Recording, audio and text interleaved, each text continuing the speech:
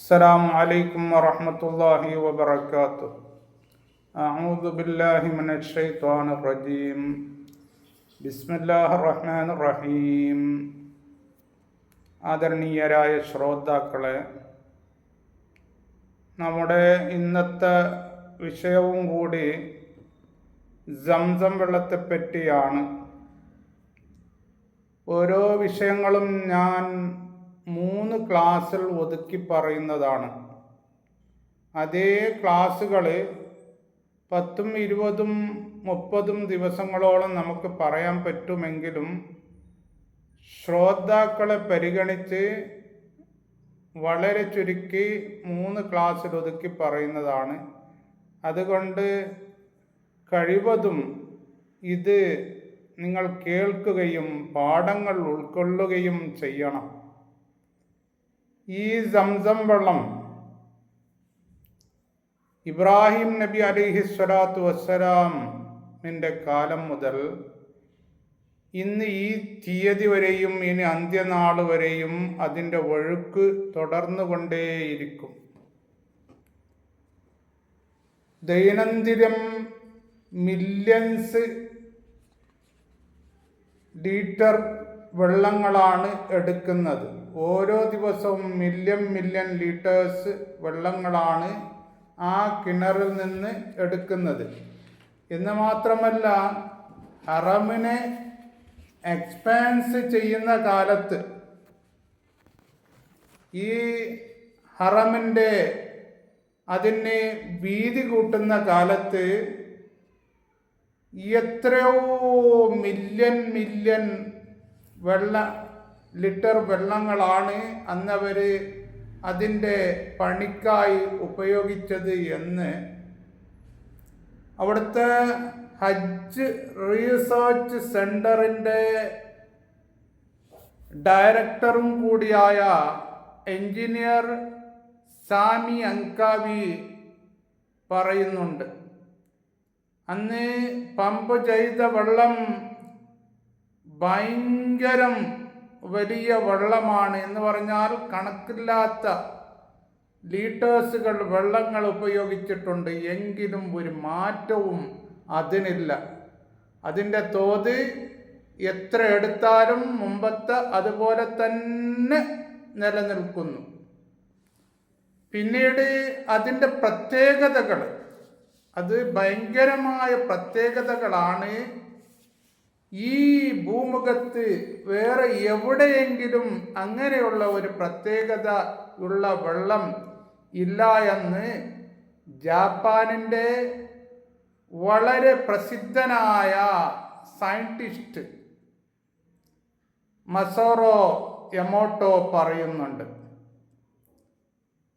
അദ്ദേഹം ജാപ്പാനിൽ അദ്ദേഹത്തിന് ഒരു വലിയ ലാബുണ്ട്. ഈ വെള്ളങ്ങളെ പറ്റി പരിശോധിക്കുന്ന ഒരു ലാബ്. ആ രാജ്യത്ത് ജാപ്പാനിലെ സൗദികളായ ഒരുപാട് വിദ്യാർത്ഥികൾ ടോക്കിയോ യൂണിവേഴ്സിറ്റിയിൽ പഠിക്കുന്നുണ്ടായിരുന്നു. ഇദ്ദേഹം പിന്നെ സ്നോ ഫ്ലേക്സുകളെപ്പറ്റി, മഞ്ഞിക്കട്ടിയെപ്പറ്റി റീസർച്ച് ചെയ്യുന്ന സമയത്ത് ആണ് ഈ സൗദി വിദ്യാർത്ഥികൾ ഇദ്ദേഹത്തെ സമീപിക്കുന്നത്. എന്നിട്ട് സമീപിച്ച് പറഞ്ഞു, നിങ്ങൾ ഒരുപാട് വെള്ളങ്ങളെപ്പറ്റി ഗവേഷണം ചെയ്യുന്ന വലിയൊരു ശാസ്ത്രജ്ഞനാണ്. എന്നാൽ നമ്മുടെ രാജ്യത്ത് സൗദിയിൽ വളരെ ശുദ്ധമായ ഒരു വെള്ളമുണ്ട്. നിങ്ങൾക്ക് അതിനെപ്പറ്റി ഒന്ന് ഗവേഷണം നടത്താൻ പറ്റുമോ എന്ന് ചോദിച്ചപ്പോൾ അദ്ദേഹം പറഞ്ഞു, പറ്റും, നിങ്ങൾ വെള്ളം ഇങ്ങോട്ട് കൊണ്ടുപോവാ എന്ന് പറഞ്ഞു. അങ്ങനെ അവർ സംസം വെള്ളം അവിടെ എത്തിച്ചു. എന്നിട്ട് അദ്ദേഹം അതിനെപ്പറ്റി ഗവേഷണം ചെയ്യാൻ വേണ്ടി തുടങ്ങി. അദ്ദേഹം അതിനെ ഡൈലൂട്ട് ചെയ്യുമ്പോഴേക്ക് അതിൽ 2 ക്രൈസ്റ്റൽസുകളാണ് കിട്ടുന്നത്. അദ്ദേഹം ചോദിച്ചു, എന്താണ് ഈ 2? അവർ മറുപടി പറഞ്ഞു, അതാണ് സം. ആ 2ആണത്. അതിൽ കാണുന്നത് എന്ന്. എന്നിട്ട് അവർ ഈ സംസം വെള്ളത്തിൻ്റെ മുമ്പിൽ ഖുർആൻ ഇങ്ങനെ ഓതാൻ വേണ്ടി തുടങ്ങി. അപ്പോഴേക്ക് ഈ ശാസ്ത്രജ്ഞൻ പറയുന്നു, ഈ വെള്ളത്തിന് വളരെ ശുദ്ധമായ വളരെ നല്ല ക്വാളിറ്റിയാണ് പൊതുവെ സംസം വെള്ളത്തിൻ്റേത്. പക്ഷേ ഇങ്ങനെ പരിശുദ്ധ ഖുർആൻ ഇങ്ങനെ ഓതുമ്പോഴേക്ക് അതിൻ്റെ ക്വാളിറ്റിക്ക് പിന്നെയും മാറ്റങ്ങൾ വരുന്നുണ്ട്. പിന്നെയും നല്ല, അതിലും നല്ല, അതിലും നല്ല ഒരുപാട് ചേഞ്ചസുകൾ ഈ വെള്ളത്തിന് വരുന്നുണ്ട്. അങ്ങനെ അവർ ടേപ്പ് റെക്കോർഡർ കൊണ്ടുവന്ന് പിന്നീട് ഖുർആൻ ഇങ്ങനെ നിരന്തരം ഓതാൻ തുടങ്ങി. ഓതുമ്പോഴൊക്കെ ഒരുപാട് മാറ്റങ്ങളാണ് അതിൽ സംഭവിക്കുന്നത്. ഇത് ഞാൻ പറഞ്ഞതും സൗദി വിദ്യാർത്ഥികളും പറഞ്ഞതല്ല, അദ്ദേഹം തന്നെ, ഈ ശാസ്ത്രജ്ഞൻ തന്നെ പറഞ്ഞതാണ് ഇക്കാര്യം. എന്നിട്ട് അവർ അസ്മാഉൽ ഹുസ്ന ഓതാൻ വേണ്ടി തുടങ്ങി.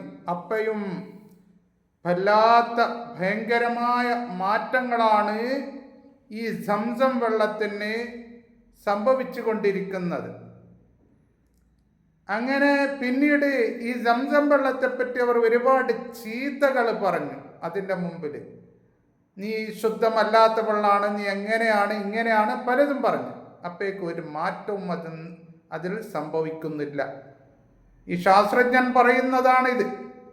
ഇവർ ഖുർആനും പരിശുദ്ധ ഖുർആനും അസ്മാഉൽ ഹുസ്നയും ഓതുമ്പോഴൊക്കെ അദ്ദേഹം അതിനെ പരിശോധിച്ചു കൊണ്ടേയിരിക്കുന്നു ഈ വെള്ളത്തെ. അങ്ങനെ അദ്ദേഹം പറയുന്നു, ഇതിൽ മാറ്റങ്ങൾ സംഭവിക്കുന്നു എന്ന് മാത്രമല്ല, ഒരുപാട് രോഗങ്ങളെ പ്രതിരോധിക്കുന്ന, തടയുന്ന, ഇല്ലാണ്ടാക്കുന്ന, അതിനേക്ക് ശമനം നൽകുന്ന ഒരുപാട് കാര്യങ്ങളും അതിലുണ്ടാകുന്നു എന്ന് അദ്ദേഹം പറയുന്നു. എന്നിട്ട് അദ്ദേഹം തുടർന്ന് ഇതിനെപ്പറ്റി വലിയ ഒരു ഗവേഷണം നടത്തി, കാലങ്ങളോളം നടത്തി. അദ്ദേഹം 15 വർഷത്തോളം അദ്ദേഹം സംസം വെള്ളത്തെപ്പറ്റി ഗവേഷണം നടത്തിയിട്ട് 5 വോള്യൂംസുള്ള 5 മുജല്ലദുള്ള ഒരു ബുക്ക് അദ്ദേഹം എഴുതിയിട്ടുണ്ട്.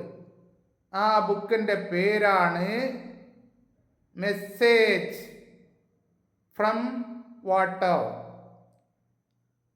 അപ്പോൾ അദ്ദേഹം പറയുന്നു, ഇതിന് ഇങ്ങനെയുള്ള ഒരു ക്വാളിറ്റി, അതായത് സംസം വെള്ളത്തിനുള്ള ക്വാളിറ്റി, അതുപോലെ തന്നെ ഒരു ശുദ്ധിയും ലോകത്തിൽ, ഈ ഭൂലോകത്ത് മറ്റ് യാതൊരു വെള്ളങ്ങൾക്കും ഇല്ല എന്ന് അദ്ദേഹം പറഞ്ഞിട്ടുണ്ട്. അദ്ദേഹത്തിന് എഴുതിയ ബുക്ക് ഞാൻ നേരിട്ട് വായിച്ചിട്ടില്ല എങ്കിലും നമ്മുടെ ബോംബെക്കാരനായ പ്രവാചക വൈദ്യത്തിൽ ഏറ്റവും വലിയ ഇംഗ്ലീഷിൽ ഗ്രന്ഥം എഴുതിയ 3 വാള്യമുള്ള ഒരു ഗ്രന്ഥം അദ്ദേഹം പ്രവാചക വൈദ്യത്തിൽ എഴുതിയിട്ടുണ്ട്.